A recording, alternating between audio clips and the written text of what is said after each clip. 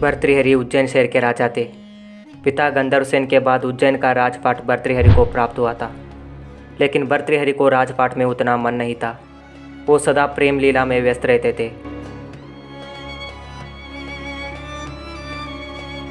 भर्तृहरि की 3 पत्नियां थीं।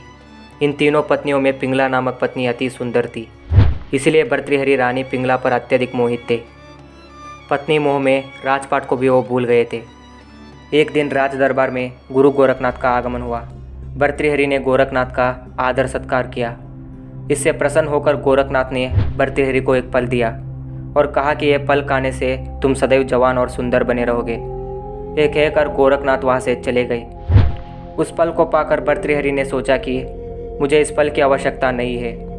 यदि यह फल पिंगला खा लेगी तो वो सदा सुंदर और जवान बनी रहेगी और मैं लंबे समय तक उस सुंदर शरीर का सुख भोग सकूंगा।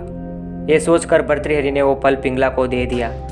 रानी पिंगला भर्तृहरि पर नहीं बल्कि राज दरबार के एक अधिकारी पर मोहित थी। ये बात राजा नहीं जानते थे।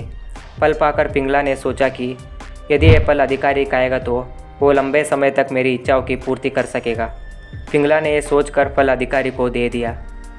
वो अधिकारी पिंगला के साथ साथ एक वैश्या से भी प्रेम करता था। अधिकारी ने वो फल लेकर वैश्या को दे दिया क्योंकि वो उसे चाहता था।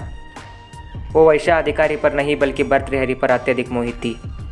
फल पाकर वैश्या ने सोचा कि यदि यह फल राजा खाएगा तो वो सदा सुंदर और जवान बना रहेगा।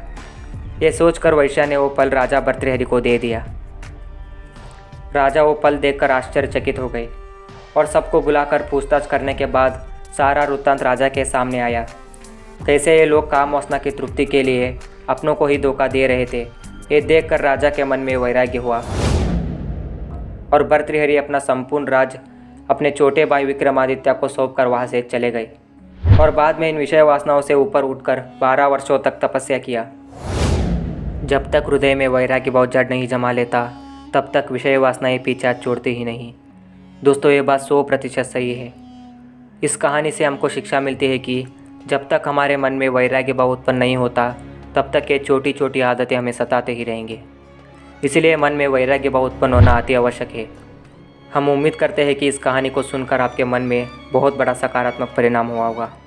तो आज के लिए इतना ही। अगर आपको वीडियो पसंद आया तो वीडियो को लाइक कीजिए और चैनल को सब्सक्राइब करके बेल आइकन को ऑन कीजिए।